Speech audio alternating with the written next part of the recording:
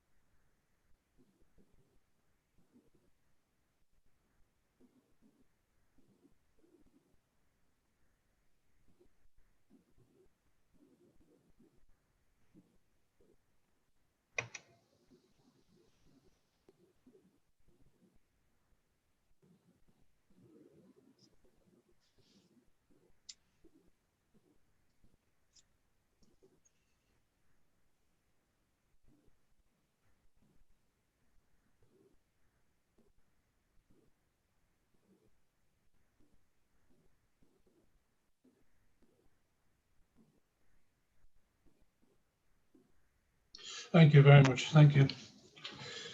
The next item on the agenda is apologies, Angela.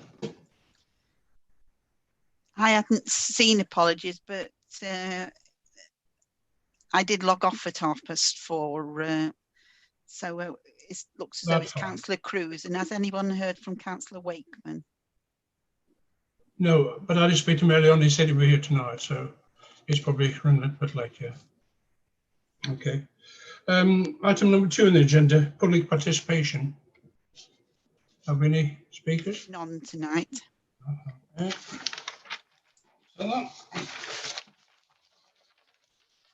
And the next is to approve the minutes of the last meeting, which was held on the 7th of October 2020. It's a long time ago.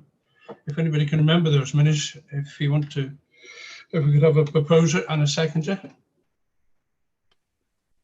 Anybody proposer? I'm happy to propose. Okay, thank you very much. A show of hands, I think, will do for that. All in favour? And I'll sign the minutes. Okay. Thank you. The item number 4, interest. Members are required to declare the existence and nature of any interest they may have in subsequent agenda and items according with the District Council Code of Conduct. These interests are matters that relate to money or that which are money valued, affecting members of his or her partner, extended family or close friends. So have any interest? Yeah. Okay, so we'll move on to the main agenda then. Item number 5, introduction of policy of street collections and house-to-house collections. And I think I could bring Eileen on this one for me. Thank you, Eileen.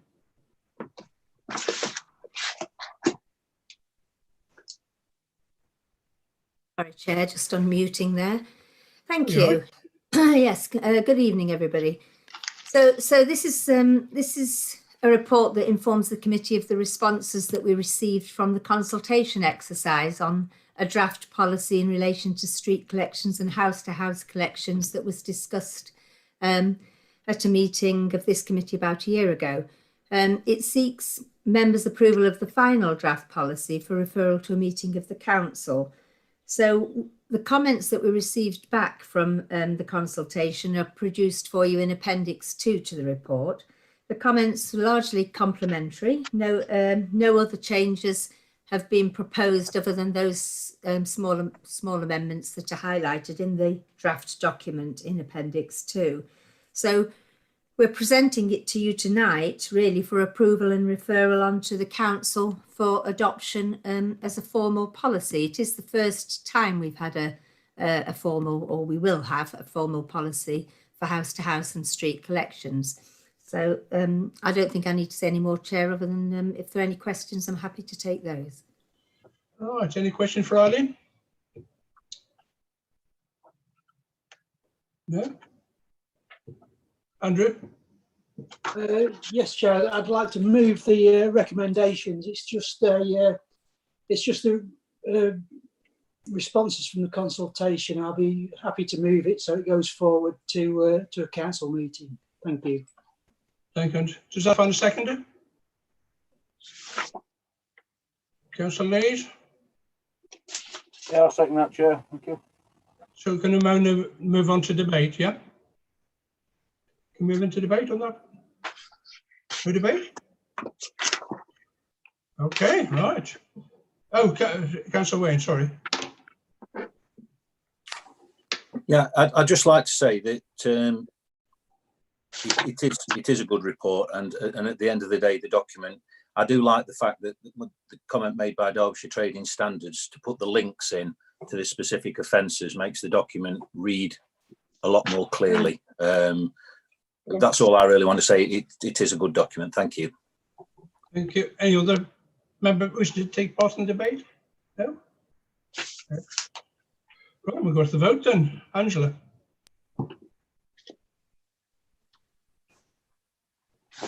Councillor Hill? Councillor Allison, sorry. 4. Councillor Donnelly? 4. Councillor Elliott?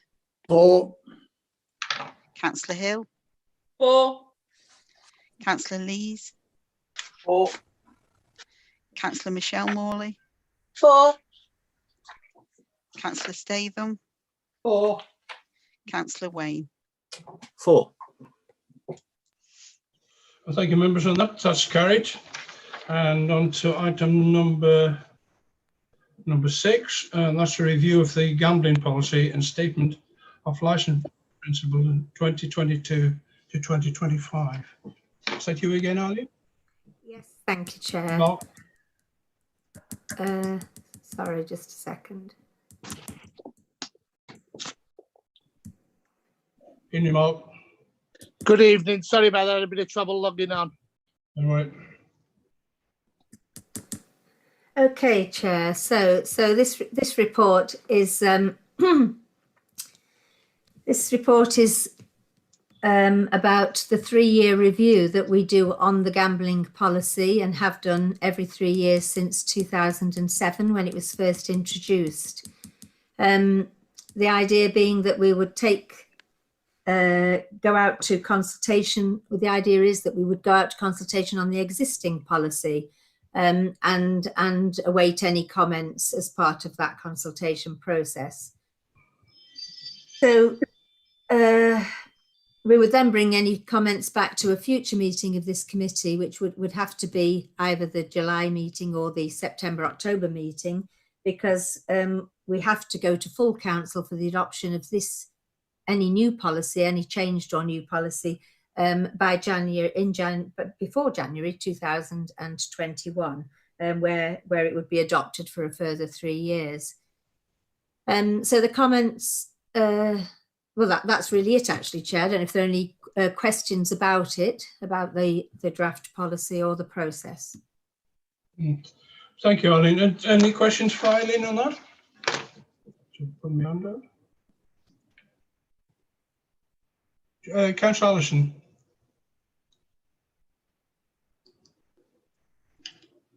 Thank you, Chair. I've just got a question, and probably I've missed something in the report. I'm not interpreting it correctly. But so under a licence for a public house, they have the ability to have 2 gaming machines on site automatically as part of that licence. If they then go through and want to increase the number of gaming machines they have on their premises, do the same kind of restrictions apply to where they can put them on the premises? Do they have to be in separate places? Thank you, Eileen. Thank you. Yeah, through you, Chair. Well, there are rules about where they are. Yes, they have to be in they could be together in an area, but the area has to be able to be visible to people at the bar, you know, behind the bar or staff, so that they can be monitored. If they were going to have more than 2 amusement with prizes machines in a public house, though, they would have to apply for that. You know, the automatic carryover is only for up to two of those machines. So they wouldn't have to have them in a separate place like they would under the normal gaming licensing? Sorry, I don't know what you mean, No, really. maybe I'm misunderstanding the policy, but I just thought it had to be in a separate area from an existing licence. Well, it wouldn't. It would be the same licence. It would be the same licence. Oh, okay. Yeah, they would apply to extend the number of amusement machines from 2 to 3 or 2 to 4. I mean, I think it's fair to say that with the premises we have in the Dales, very few of our premises, perhaps clubs, but very few others would have more than 2 machines. Yeah, I was going to ask that, how many there are that have extended the licence. Now I understand actually that it's just an extension of what the original public licence is. It's not a separate licence application then. Okay, thank you. Councillor Wayne, next on the agenda, I believe. Thank you. It's just at item 2.3, the government's consultation and the white paper. Just to save committee time, I mean, our committee, that is, of course, I would suggest that we are likely to get some amendments to this policy from that. And if Eileen could comment on that, and maybe it would be wise to put it towards the back end of the year, bearing in mind we've got till, I think, January next year to sort it out. So what's her views on this, and when does she think we'll start getting some feedback from the white paper? Thank you. Thank you, Chair. Well, it's expected that the feedback probably won't be for quite some time. We're probably looking at 12 months or more. So I don't think we can push the current consultation that we're proposing back any further than really September really to come back to this committee if we're going to go back to full council before January, because I don't think we have a full council in December usually. So it would be the November meeting we'd have to go to. I mean, I think there will be some comments back on our consultation based on some of the information that will, dribble out really over the next 6-10 months or in the gambling industry. But I think it would mean probably a re-look at it in perhaps 2 years' time. That's okay. Okay. Thank you. Happy with Councillor Wynne. Next on my list is Councillor Statham. Andrew. Thank you, Chair. I'd like to move the recommendations. This is a 3-year policy and a 3-year review, so I think it's quite simple and straightforward. So yeah, happy to move it, Chair. Thank you very much. Does that find a seconder? Councillor Morley. Picked up on that. I'm happy to second that, Chair. Thank you. Nothing to add. Thank you. Okay. So I'll try and open the debate then. Anybody want any debate on it? No? Straightforward. Excellent. Doing well. Okay, so Where's that? Oh, there you are, Angela. Can we go to the vote, please? Right. Councillor Allison, Or Councillor Donnelly, Or Councillor Elliott, 4. Councillor Hill, 4. Councillor Lees, 4. Councillor Michelle Morley, 4. Councillor Statham, 4. Councillor Wayne, 4. and Councillor Wakeman. 4. That's thank you very much. unanimous. That's carried. Thank you very much. We now move on to item number 7, a review of alcohol and regulation, entertainment and late night refreshment licensing policy. And again, is it Tim, is it Eileen? I think that's me, Chair. So yes, this is a report that informs the committee of the responses that we've received from the consultation exercise on the draft policy relating to alcohol, entertainment and late night refreshment licensing. Approval of the final draft policy is sought for referral to a meeting of the full council so that we can approve it or get it approved and republished. The responses are contained in Appendix 2, Chair, and the Appendix 1 to the report. So the comments received and our officer comments alongside them are reproduced there for you in Appendix 1. Appendix 2 has a copy of the proposed draft policy taking into account those comments that could go to council. So I'm aware members may well have some thoughts of their own on the draft policy. If there are any questions, I'm happy to take those. Okay, thank you, Eileen. Any questions for Eileen on that one? Yes, Wayne.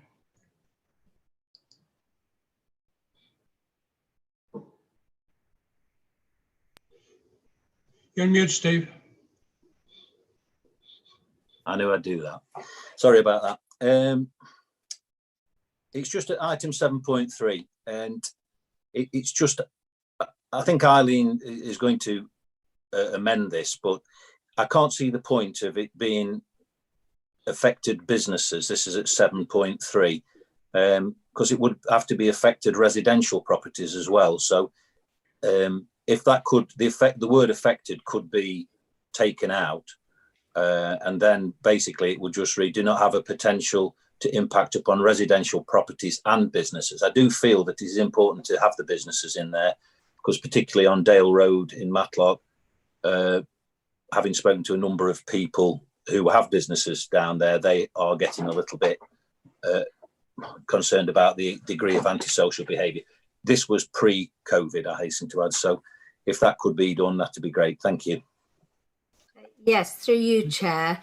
The word affected, I think actually, the comment that was made from Councillor Hughes didn't actually have the word affected in. I have a feeling that I put that word in, thinking in terms of that really only premises that would be affected should be considered. But I would suggest that Councillor Wayne is correct, and that word doesn't add anything, and it's not necessary for it to be in the policy. And if if you're in agreement, then yes, I will have it removed. Thank you. And next on my list is Councillor Allison. Thank you, wherever you are. thank you, Chair. It's just about the 15.2 table below sets out delegation of functions and decisions, and it says here that if a relevant representation is made, it gets referred to the subcommittee. So what is a relevant representation, and are they actually published anywhere? I answer that one, Lee, or do you want to answer it? Okay. Yes, so through you, Chair, a relevant representation is one in which the person writing it demonstrates how granting of the licence or granting of the variation of the licence, depending on the type of application, would undermine the any or all of the 4 licensing objectives that are contained in the Licensing Act. So they have to be able to demonstrate either objecting to or even supporting to. They'd have to be able to demonstrate how their representation would take into account the prevention of crime and disorder, protection of children, public safety and public prevention of public nuisance. If their representation covered any of those issues, then it would be accepted as relevant. If there are any representations where when I receive them, I'm not sure whether they are actually relevant or not, then I do discuss that with Lee in legal. So it's your decision to decide whether it's relevant or not. But the officers are delegated to make that decision. Yes. Okay. It is quite straightforward in that if somebody just wrote in and said, I don't want there to be any more pubs on such and such a street, then obviously, and that was it, full stop, thank you very much, then that wouldn't be relevant because they haven't demonstrated how the granting of that application was going to undermine or promote the licensing objectives. Okay, so but they're not actually, these representations are never made public in any way. Oh, I beg your pardon. Only if the application goes before a committee. So if we receive objections and we can resolve them before the committee deadline date, then no, those wouldn't be they wouldn't be published anywhere. It's not like planning. Okay. Yeah. Okay. I'll leave it at that. Thank you. The next on my list is Councillor Wakeman. Oh. Yes, I'd like to thank Eileen for obviously a brilliant report as normal, and I'd like to move it, Chair. Thank you very much. Anybody like to second that? Will second it? Thank you very much. So can we move on to debate now? Any debate? No debate. Oh, well, we've been travelling speed of sound tonight. Good grief. These are meetings you want to have, really, can't they? Angela, can we all go for the vote then? Right, thank you. Councillor Allison. For. Councillor Donnelly. For. Councillor Elliott. For. Councillor Hill. For. Councillor Lees. For. Councillor Michelle Morley. For. Councillor Statham. For. Councillor Wayne. For. And Councillor Wakeman. For. That's unanimous. Thank you. Thank you, Angela. That's been carried. Thank you very much. Now moving on to item number 8, and that's a review of taxi and private hire licence policy to incorporate the Department for Transport and Statutory Standards Guidance. That's a big word. That's going to be Tim, Chair, who's going to take this one. We've decided to do a role reversal, Chair, and I'll introduce it and Eileen can pick up the questions.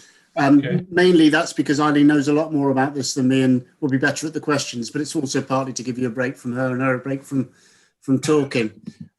So hopefully members will remember back in October, we had a quick look at the proposed standards from the Department for Transport and thought about how they might relate to our taxi trade. As you all know, we adopted a relatively new policy a short time ago, and that's been working well. And we thought, well, actually, we're largely going to be compliant with the new guidance and standards. What Eileen's done subsequently is compare our existing policy to those standards. And in the appendix to the report, she's pointed out where there are variations. And what we're proposing is that we should undertake a short period of consultation with the trade, with interested parties and with the general public to see if there's an appetite for adoption of those or if there are any objections to adopting those policies. In the main, officers are fully in support of the proposals in the standards, but we want to consult with the trade on them. We're suggesting a short period because the Department for Transport are very keen for these standards to be adopted as soon as possible. And we are also proposing that we consult separately in relation to one of the proposals, which is the mandatory introduction of CCTV in taxis and private hire vehicles. We know that's a controversial subject with both the trade and the public. And if we were to try and do that at the same time as everything else in the proposals, we might never get any of the proposals adopted in a reasonable period of time. So we're suggesting that we take the CCTV out and have a bit of a conversation with the traders at the moment, but carry out a separate consultation after we've consulted on everything else. So that's it as a standards. As you can see in the main, that there aren't huge amounts of changes to make, and we are pleased that the policy that we adopted is working well. But we do think there are some improvements to be made, and they're listed in the appendix. If there are any questions, I'll probably have to defer to Eileen, but between us, we should be able to answer most stuff. So that's it. Thank you very much. Okay, thank you, Tim. Any questions for Tim? Councillor Wayne. Forgive me. Thank you. You'll be pleased to hear, Chair, that I've sent most of my questions to Eileen earlier on today. I apologise. I apologise that it was late sending it in. This is on page 81. The private hires operators dispatch staff. It says members may wish to consider whether the following paragraph should be inserted in any revised policy. My personal view is that they should. I don't know whether everybody's read that, but that they are relevant, and I would like those to be included. The second part that is a little bit more concerning for me is licensee self-reporting. The actual recommendation is that licence holders should be required to notify the issuing authority within 48 hours of an arrest and release, charge or conviction for certain offences. What the Derbyshire Dales District Council appears to be doing is, it says on the other side, this is on page 82, currently drivers and operators licensed by Derbyshire Dales District Council are required to notify the council of any caution or conviction, but also then it says they are not required to notify the council of an arrest and release that does not result in a caution or conviction. Well, somebody can be arrested on a given date for an offence, say of indecency or sexual assault. It may be months before they go before a determination is made whether they are prosecuted against. So is the Derbyshire Dales going to put in the 48 hours recommendation? I realise that it's only a consultation, but it's how keen are we to put over to ensure that our residents are safe? To me, anybody that is arrested for an offence that's disclosable under that schedule should be disclosing to the Derbyshire Dales that they've been arrested. And if it subsequently transpires that it's going to be discontinued, then the action should be taken then. So I just want clarification on that, please. Thank you. I can do that, Chair. I should explain that the appendix just lists the areas where we're different currently. It is the view of officers that all those changes listed should be adopted, and we'll be consulting with everybody to get their views as to whether it should be adopted, and we'll report back those views. But quite agree with Councillor Wayne. Yes, we very much want to do that, and that's an area where our policy currently falls short of the standards and needs to be changed in our view. Happy with Thank that? you. Thank you very much. Councillor Lees makes on my list, I think. Sure. Yeah, thanks, Chair. Does this fall in line with the people that are registered outside of the Derbyshire Dales? Does it count for everybody, or is it just the people that are registered within the Dales as an operator? Well, our policy, through you, Chair, will only apply to people who are licensed by Derbyshire Dales District Council. It will also apply to people who we license who live out of the area, but obviously other councils will have their own policies. I mean, we've all been asked to look at these standards, and they're called standards, but to be fair, they're really more guidance. So other authorities in Derbyshire, the other authorities, are also doing this same exercise that we're doing. Yeah, thank you. That makes it more uniform then. Another of the proposals, Chair, is joint authorisations. So it would enable North East Derbyshire to enforce against drivers who are licensed by us, and it would enable us to enforce against drivers who are licensed by people who are happy for us to enforce for them. So we might have mutual arrangements with the other Derbyshire authorities, for instance. Quite a few of the drivers that we license actually live in Derby and work some of the time within Derby. And it makes clear sense for us in Derby to be able to take the same kinds of action in relation to those drivers. So we are hopefully, Councillor Lees, we are hopefully picking up those other drivers as well. This is a national exercise, So hopefully everyone will end up with very similar policies. Yeah, thank you. That's good, because people do travel, like you say, from quite a distance away to operate in these areas, don't they? We will, sorry, Chair, we will have to wait, obviously, for the results of the consultation. But as Tim said, these national standards guidance concentrate mainly on safeguarding and fit and proper person aspects of taxi licensing, and most people would consider those to be of the highest importance. I think probably it's essential that we actually do, as Tim said, to work with our neighbours as well. I think it's very important that we do get anything cross-border, that we do get informed very quickly, in which Councillor Wayne's alluding to. Okay. Any more questions on that from Marlene or Tim? No? Oh, I'll open up debate then. You want to have a debate on that? No? Okay. Well, I'll go to the vote then. Once again, Angela. Right, thank you. Councillor Allison. For. Councillor Donnelly. For. Councillor Elliott. For. Councillor Hill. For. Councillor Lees. For. Councillor Morley. For. Councillor Statham. For. Councillor Wayne.